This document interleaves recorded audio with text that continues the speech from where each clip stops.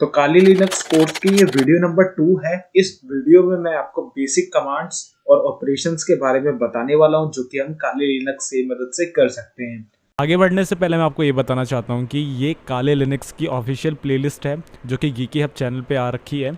तो already first video मैंने बना दिया है। अगर आप पूरी तरीके से अच्छे तरीके से कोर्स सीखना चाहते हो तो प्लेलिस्ट सेक्शन में आपको यहाँ काले लिनक्स की कोर्स इन हिंदी की प्लेलिस्ट मिल जाएगी। इस प्लेलिस्ट को ओपन करें और यहाँ से काइंडली स्टार्टिंग से वीडियोस देखें। 20 वीडियोस इस सीरीज़ में आने वाली हैं। बुकमार्क कर लें, सेव कर लें ताकि आने वाली कोई भी वीडियो इससे मिस ना हो और आप पूरी वीडियोस देख के लिनक्स को अच्छी तरीके से समझ पाएँ।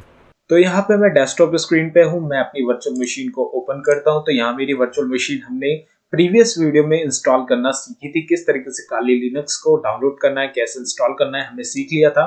तो इस वीडियो में हमारा यहाँ पे अब लॉगिन क्रेडेंशियल्स इनपुट करके हम यहाँ पे जस्ट अपनी मशीन में लॉगिन हो जाते हैं।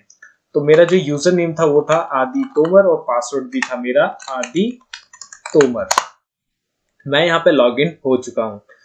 तो अब सबसे पहले यहाँ पे हम इसके इंटरफेस की अंडरस्टैंडिंग ले लेते हैं। तो यहाँ पे फर्स्ट स्क्रीन जो आती है हमारी, वो हमारी डेस्कटॉप की होम स्क्रीन होती है या फिर हम डेस्कटॉप स्क्रीन भी इसे कह सकते हैं। तो डेस्कटॉप स्क्रीन में ऑब्वियसली यहाँ पे हमारे ऊपर टास्क बार आ रही है। टास्क बार में कोने में हमें यहाँ पे बहुत सारी चीजें दिख रही हैं। इस कॉर्नर पे भी बहुत सारी चीजें दिख रही हैं और बेसिकली यहाँ पे 3 आइकन्स दिख रहे हैं और यहाँ पे एक पिक्चर दिख रही है। तो ये सब आपका इंटरफेस का ही पार्ट होता है। तो ये जो पिक्चर होती है ये आपके वॉलपेपर कहलाती है और वॉलपेपर तो आपको पता ही होता है क्या होता है। तो सबसे पहले मैं आपको ऊपर के टास्क बार के बारे में बता देता हूँ। तो यहाँ पे आपको सबसे कॉर्नर पे एक बटन देखने को मिल रही है जिस पे अगर आप क्लिक करोगे तो यहाँ पे आपको कुछ इस तरीके के ऑप्शंस देखने को मिल जाएंगे। Log out, restart, shutdown, switch user, hybrid, sleep, hibernate और सस्पेंड। तो इनमें से जो भी आप अपने सिस्टम को करना चाहो, लॉग आउट करना चाहो, रिस्टार्ट करना चाहो, शटडाउन करना चाहो या दूसरा यूजर स्विच करना चाहो, वो सब आप यहाँ पे इस ऑप्शन की मदद से जाके कर सकते हैं।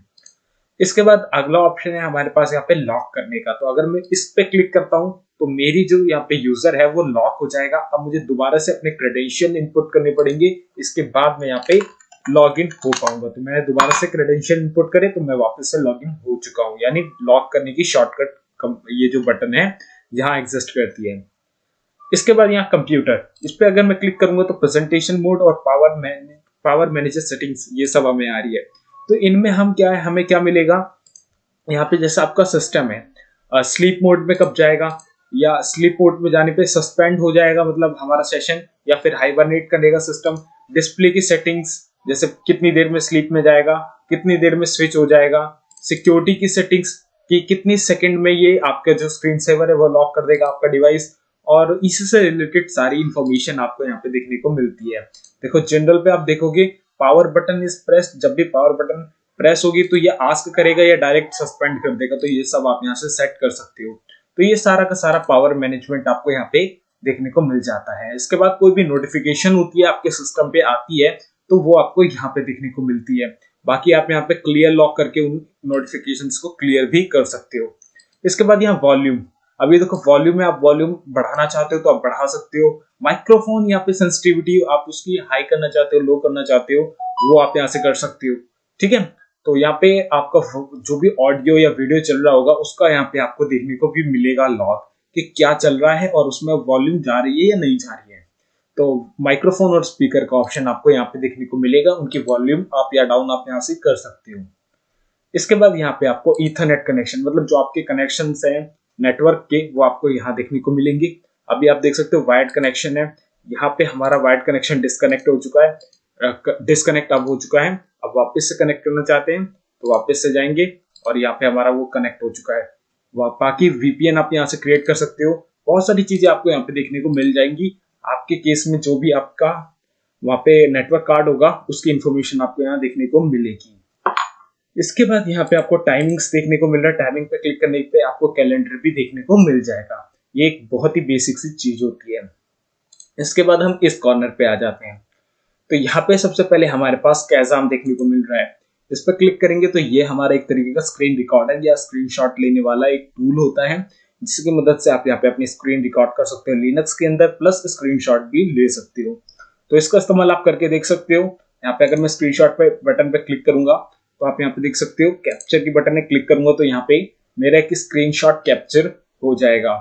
तो यहाँ पे मेरा स्क्रीनशॉट कैप्चर हो चुका है और वो कहाँ सेव होगा मैं इसको दे सकता हूँ, जैसे डेस्कटॉप पे करना चाहूँ और सेव। तो यहाँ पे आप देख सकते हो मेरा एक स्क्रीनशॉट सेव हो चुका है। तो इस तरीके से स्क्रीन रिकॉर्डिंग करनी हो या फिर आपको स्क्रीनशॉट लेना हो तो उसका टूल आपको कैसा यहाँ पे देखने को मिल जाता है। इसके बाद आपका यहाँ पे टर्मिनल है। अब टर्मिनल ही यहाँ पे सबसे इंपॉर्टेंट टूल है जिसके अंदर हम यहाँ पे एक सारी कमांड्स रन करते हैं। तो ये रहा हमारा टर्मिनल। टर्मिनल के अंदर ही हम सारी कमांड्स आगे रन करने वाले हैं। अभी के लिए टर्मिनल को हम क्लोज कर देते हैं। अगले यहाँ पे ऑप्शन पे चलते हैं जो कि है हमारी होम डायरेक्टरी। इस पर क्लिक करूंगा तो यहाँ पे हमारी जितने भी होम डायरेक्टरी में फोल्डर्स हैं वो सब हमें यहाँ पे देखने को मिल जाएंगे, जो कि हम यहाँ पे होम के अंदर जाके भी देख सकते हैं। ठीक है, सेम वही वाली डायरेक्टरी का एक शॉर्टकट है ऊपर। इसके बाद यहाँ पे मिनिमाइज और मैक्सिमाइज करने की डेस्कटॉप के जो मोड्स होते हैं उनको करने की एक शॉर्टकट यहाँ पे आपको देखने को मिल जाता है। जैसे आपकी मल्टीपल विंडोज खुली हुई हैं तो उन्हें आप मिनिमाइज करना चाहते हो तो एक सिंगल शॉर्ट क्लिक से आप कर सकते हो। तो ये उसलिए होता है। इसके बाद यहाँ पे सारे एप्लीकेशन जो होंगे आपकी काली लिनक्स के अंदर वो सब आपको यहाँ पे देखने को मिलेंगे। जैसे आपका information gathering, vulnerability analysis, web application, database, password, wireless, सारे टूल्स आपको यहाँ पे आपके देखने को मिल जाएंगे। आप देख सकते हो हर एक टूल आपको यहाँ देखने को मिल जाएगा। ऑल एप्लीकेशंस पे जाओगे तो बेसिक सभी एप्लीकेशंस आपको यहाँ पे देखने को मिल जाएगी। सेटिंग्स पे जाओगे तो सेटिंग से रिलेटेड सारी चीजें आपको यहाँ पे देखने को मिल जाएंगी। तो यही है आपका बेसिक सा इसका इंटरफेस, जहाँ पे आपको मैंने बता दिया कि कहाँ क्या होता है। अब मैं आपको एक चीज और बता दूं, जैसे हम फाइल सिस्टम पे जाते हैं तो यहाँ पे हमें बहुत सारे फोल्डर्स देखने को मिल जाते हैं, जैसे bin folder, boot folder, dev folder, ETC, home. तो ये हमारी रूट डायरेक्टरी होती है। ये हमारी रूट डायरेक्टरी कहलाएगी फाइल सिस्टम के अंदर। वहीं अगर हम होम के अंदर जाएं, ये वाले फोल्डर्स हैं, ये हमारी होम डायरेक्टरी कहलाएगी। ये हमारी रूट डायरेक्टरी हो गई, ये हमारी होम डायरेक्टरी हो गई। और जो हमारी होम डायरेक्टरी होती है वो रूट डायरेक्टरी के अंदर ही होती है। अब देखो ये रूट डायरेक्टरी, अब रूट में हमें यहाँ पे होम ढूंढना है। होम कहाँ है? ये रहा होम। रूट डायरेक्टरी के अंदर हमें होम डायरेक्टरी कहाँ मिलेगी? होम के अंदर। होम के अंदर जाएंगे, आदि तोमर यूजर है, इसके अंदर जाएंगे, हमारी होम डायरेक्टरी मिल गई।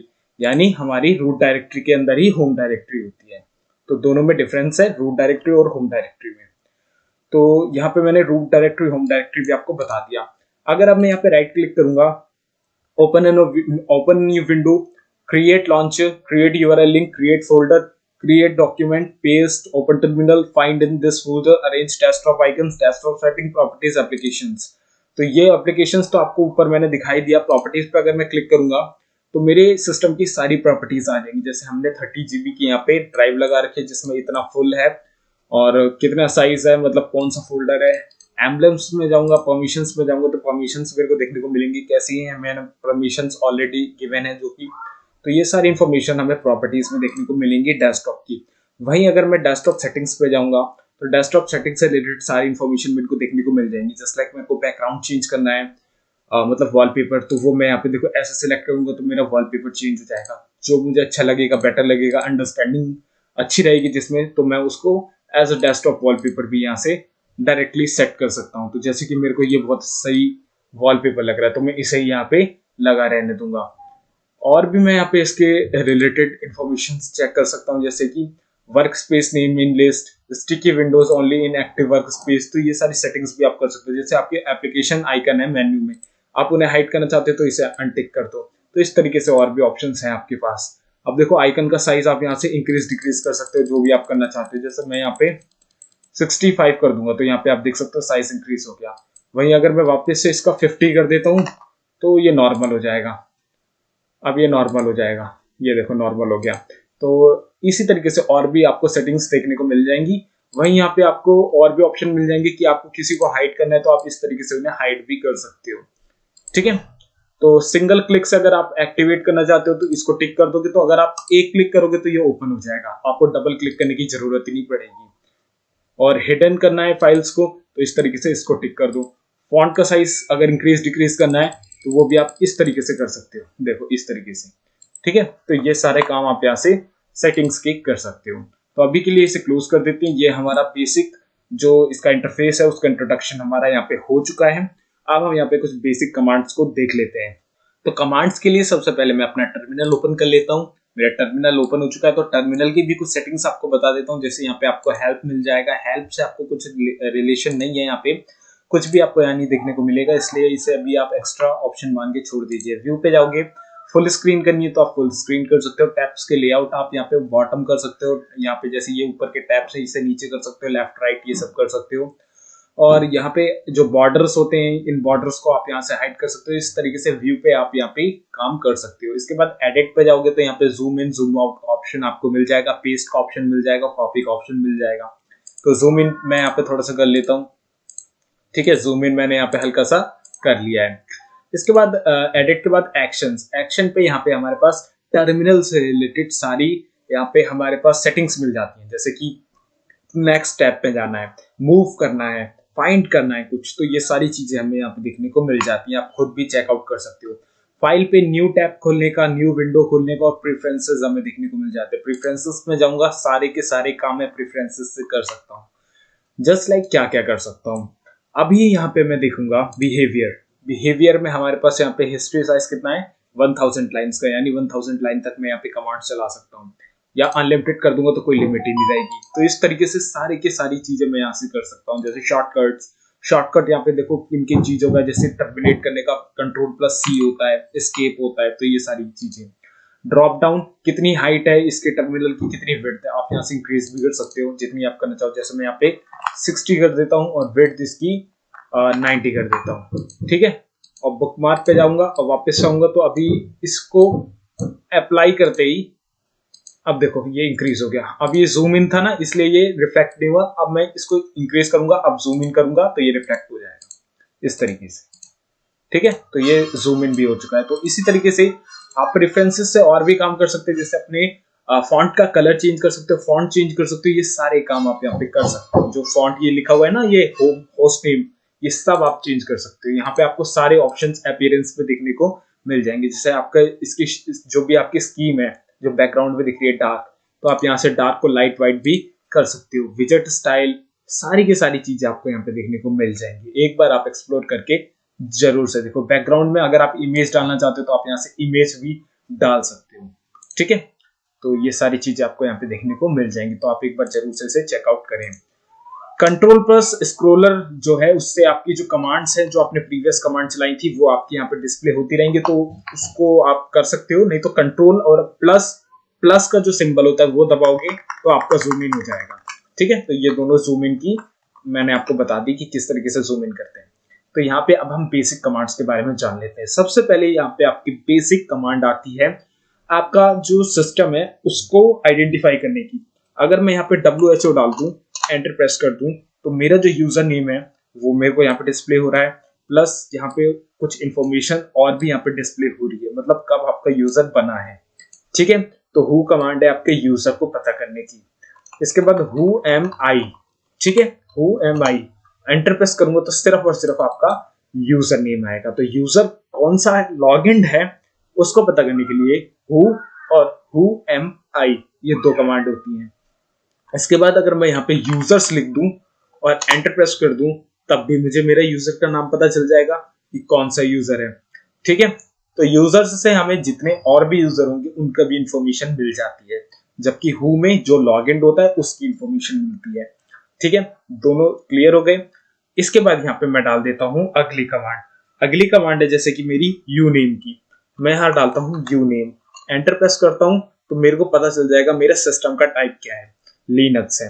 और अगर मैं यहाँ पे यू नेम डालता हूँ, पूरा का पूरा मेरे को यहाँ पे इसका जो डेबियन वर्जन है वो भी चाहिए, सब कुछ इंफॉर्मेशन लिनक्स की चाहिए।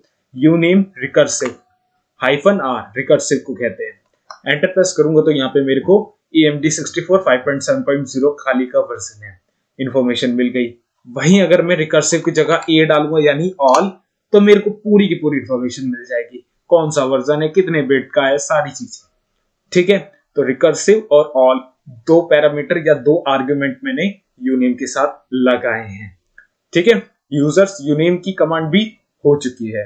तो इसके बाद हमारे पास अगली जो कमांड होती है उसको जानने से पहले अभी यहाँ पे हम कुछ इन्फॉर्मेशन जान लेते हैं। तो इन्फॉर्मेशन ये है कि अगर आप यहाँ पे सिंपल ls लिखोगे और एंटर प्रेस करोगे तो यहाँ पे आपकी जो भी डायरेक्टरी होगी उसमें जो जो फाइल फोल्डर एग्जिस्ट करते होंगे वो आपको डिस्प्ले हो जाएंगे। ls हमने किया तो यहाँ पे desktop, document, downloads, music, pictures, ये सब हमें डिस्प्ले हो गए। यानी ls जो है उसका जो मतलब होता है वो होता है लिस्ट। ठीक है, तो लिस्ट में यहाँ पे डेस्कटॉप डॉक्यूमेंट डाउनलोड्स आ रहा है, यानी ये कौन सी डायरेक्टरी है, ये हमारी होम डायरेक्टरी है। मैंने आपको पहले भी बताया होम डायरेक्टरी ये रही हमारी, इसके अंदर कौन से फोल्डर्स हैं, ये वाले फोल्डर्स हैं, और यही फोल्डर्स आपको देख सकते हो यहाँ पे डिस्प्ले हो रहे हैं। तो यहाँ पे हमारी करंट लोकेशन कहाँ पे है, इस फोल्डर के अंदर, होम वाले फोल्डर के अंदर, यानी होम डायरेक्टरी के अंदर। तो होम डायरेक्टरी का सिंबल आप यहाँ पे देख सकते हो, ये वाला सिंबल होता है, इसे कहते हैं टिल्ड/। ठीक है, वहीं अगर मैं यहाँ पे cd करूं यानी चेंज डायरेक्टरी पर एंटर प्रेस कर दूं, सॉरी cd स्पेस ये वाला // एंटर प्रेस कर दूं, तो अब मैं इस जो टिल्ड/ है इससे हटके मैं सिंपल स्लैश पे चला गया। और अगर अब मैं यहाँ पे ls करूं यानी लिस्ट, तो आपको यहाँ पे रूट डायरेक्टरी की सारी चीजें देखने को मिल रही हैं। ठीक है, अब मैं रूट डायरेक्टरी के अंदर आ गया। तो यहाँ पे आपको दो चीजें समझनी है, ये जो आपका ये वाला स्लैश है ये आपका रूट डायरेक्टरी को दर्शाता है, वहीं ये टिल्ड/ आपका होम डायरेक्टरी को दर्शाता है। तो यहाँ पे ls जो होती है कमांड होती है जिस भी डायरेक्टरी में हो उसकी सारी चीजों को लिस्ट करने की। तो ls के कुछ आर्गुमेंट्स भी हैं या फिर पैरामीटर्स मैं बता देता हूँ। ls-a करोगे तो आपको सिंपल लिस्टिंग मिलेगी, और अगर आप ls के साथ साथ -a हटा के यहाँ पे -l या फिर -r करोगे तो आपको और भी लिस्टिंग देखने को मिलेगी, जैसे -r। तो यहाँ पे जितनी भी फाइल्स होंगी, सब फाइल्स होंगी, सारी की सारी इंफॉर्मेशन आपको यहाँ पे देखने को मिलेगी। तो मैं रूट डायरेक्टरी के अंदर था इसलिए थोड़ा सा मेरे को यहाँ पे बहुत सारी चीजें देखने को मिल रही हैं। अगर मैं यहाँ पे होम डायरेक्टरी के अंदर जाके lsr को देखूं तो यहाँ पे जो भी फोल्डर होंगे उनके अंदर की जो फाइल्स होंगी वो सारी की सारी मेरे को देखने को मिलेंगी। जैसे मेरा डेस्कटॉप खाली है, डॉक्यूमेंट खाली है, म्यूजिक खाली है, पिक्चर्स के अंदर मेरा वॉल्स नाम का फोल्डर है। ठीक है, और उस पिक्चर के वॉल्स नाम के फोल्डर के अंदर ये वाली फाइल है, वहीं फिर वीडियोस में ये वाला फोल्डर है और उस वीडियो वाले में ये वाली फाइल है। ठीक है, तो सब फाइल, सब फोल्डर, सब कुछ मेरे को देखने को मिल जाते हैं -r ls-r से। और वहीं अगर कोई फाइल मैंने हाइड कर रखी है उसे देखना है तो कमांड होती है ls-l, इससे लिस्टिंग मिल जाती है। तो यहाँ पे आप देख सकते हो पूरी लिस्टिंग मिल गई विद इंफॉर्मेशन की इनमें कौन से यहाँ पे आपको परमिशन अलाउ हुई है। आपकी परमिशंस होती है, परमिशंस की मैं एक सेपरेट वीडियो बनाऊंगा, उसमें आपको बता दूंगा परमिशंस। तो सारी की सारी इंफॉर्मेशन इस तरीके से -l की मदद से आप ले सकते हो। तो ls-l, ls-R और ls-a, ये तीन कमांड बता दी। वहीं और भी आपको आर्गुमेंट्स देखने हैं तो आपको करना क्या है, यहाँ मैन की कमांड लगानी है। मैन की कमांड से आपको सारे आर्गुमेंट देखने को मिल जाते हैं। आपको लिखना है मैन और उस कमांड का नाम जिसके आपको आर्गुमेंट्स देखने हैं। एंटर प्रेस करूंगा तो यहाँ पे सारे के सारे आर्गुमेंट्स आपको देखने को मिल जाएंगे कि क्या क्या आर्गुमेंट्स हैं, उसका क्या इफेक्शन आपको यहाँ पे देखने को मिलेगा। ठीक है, क्यू दबाऊंगा तो मैं क्विट हो जाऊंगा, इससे वापस से अपनी स्क्रीन पे आ जाऊंगा। ls बता दिया मैंने आपको, ls के साथ साथ cd बता दिया। अभी मैंने आपको cd बताया, तो अगर मैं यहाँ पे cd लिखता हूँ तो मैं कहाँ पे हूँ, अभी उसी डायरेक्टरी में हूँ, अपनी होम डायरेक्टरी के अंदर। तो अगर मैं यहाँ पे cd डेस्कटॉप पे जाऊं और des लिख के टैब प्रेस करूंगा तो ये ऑटो फिल भी हो जाता है। एंटर प्रेस करूंगा, मैं डेस्कटॉप पे आ गया। वहीं अगर मैं यहाँ पे cd अगर एक स्टेप पीछे जाना चाहता हूँ, वापस से मैं अपनी इस डायरेक्टरी के अंदर आना चाहता हूँ डेस्कटॉप से एक कदम पीछे, तो मैं यहाँ पे क्या करूंगा, cd और यहाँ पे स्पेस देके 2 फुल स्टॉप और एंटर प्रेस कर दूंगा, वापस से एक कदम मैं पीछे पहुंच गया। ठीक है, और वहीं अगर मैं इस डायरेक्टरी से, होम डायरेक्टरी से रूट डायरेक्टरी में जाना चाहता हूं तो क्या करूंगा, लिखूंगा cd स्पेस और स्लैश ये वाला। ठीक है, और एंटर प्रेस कर दूंगा तो मैं यहां से होम डायरेक्टरी से रूट डायरेक्टरी के अंदर आ चुका हूं। तो यहाँ पे मैं वापस से अपनी होम डायरेक्टरी के अंदर आ गया हूं।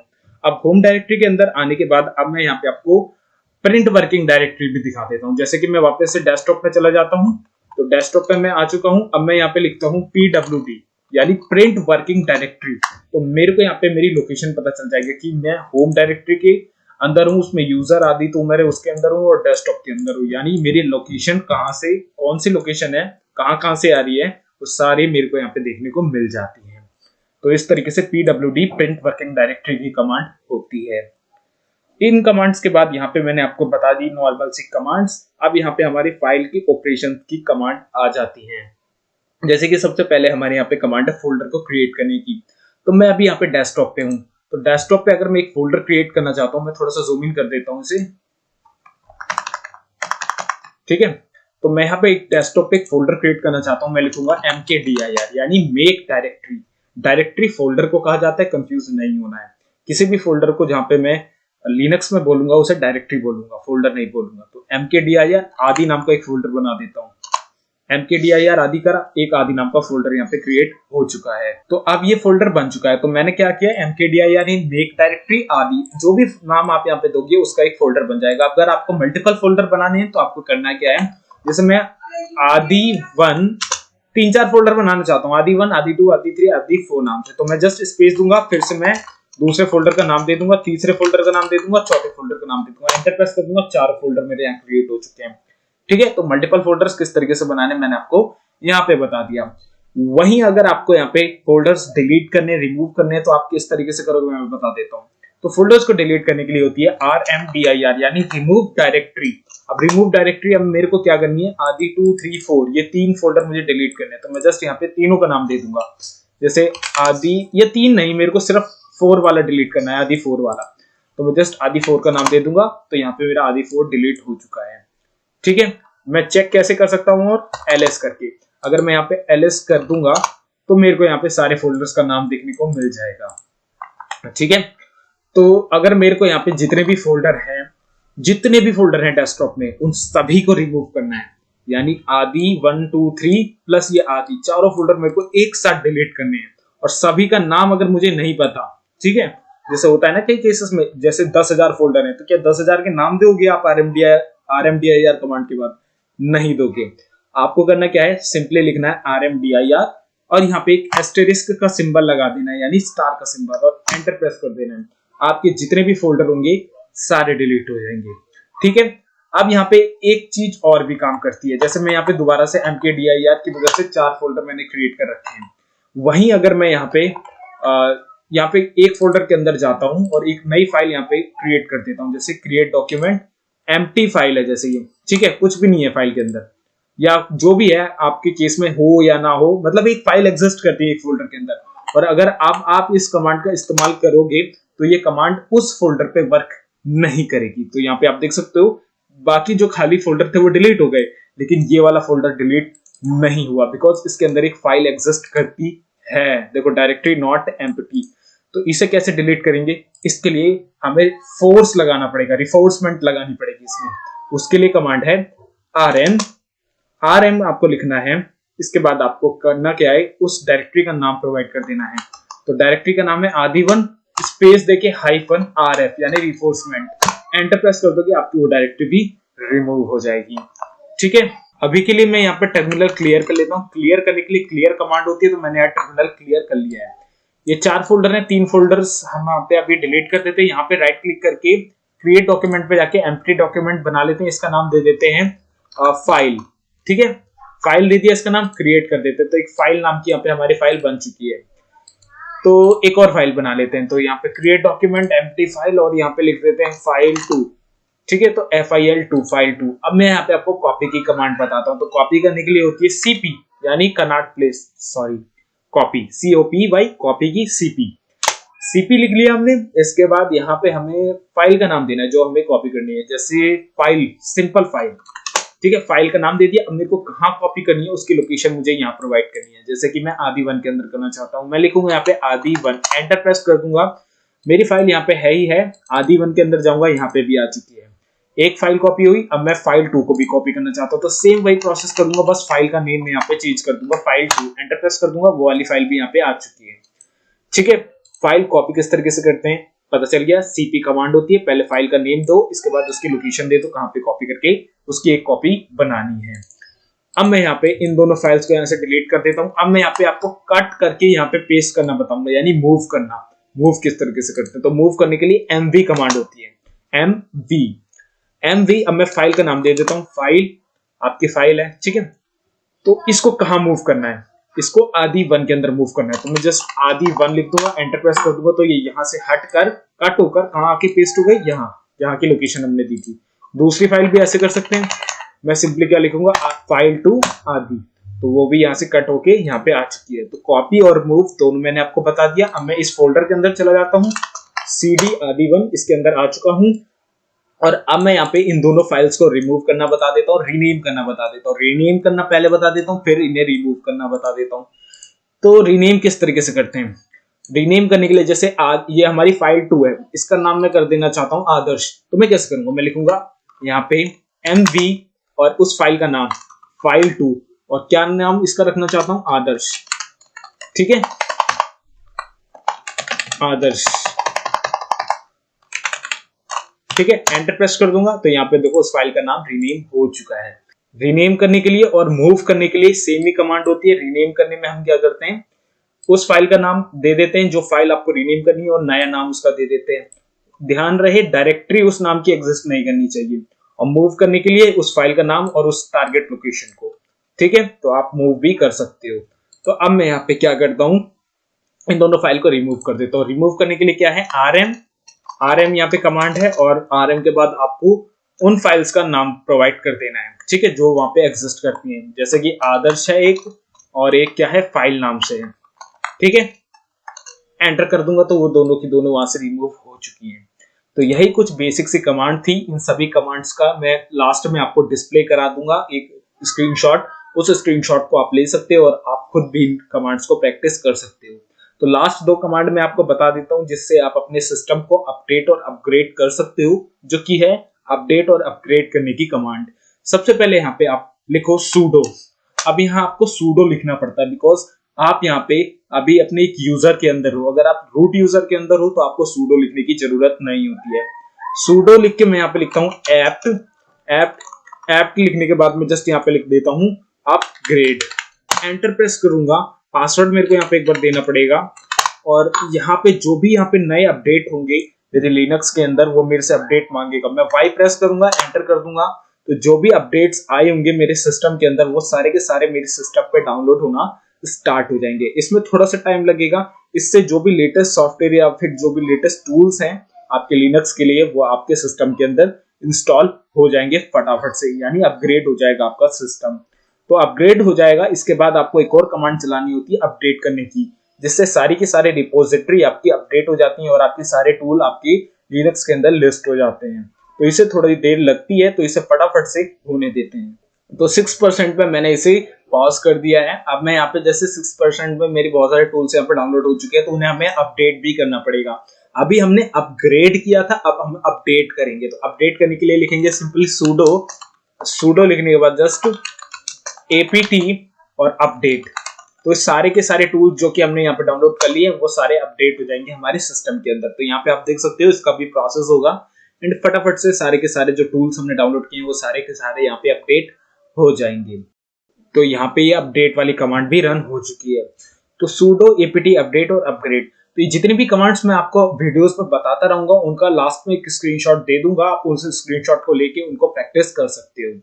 तो वीडियो के लास्ट में उस स्क्रीनशॉट को लेना बिल्कुल भी मत भूलिएगा। तो इस कोर्स की प्लेलिस्ट अभी तक एक्सेस नहीं करी है तो गाइस काइंडली एक्सेस कर लो, क्योंकि एक्सेस नहीं करोगे तो आपका ही इसमें नुकसान है। तो एक्सेस कर लोगे तो एक्सपर्ट बन जाओगे काली लिनक्स में। तो आज की इस वीडियो में इतना ही। मैं मिलता हूं आपसे दूसरी वीडियो में।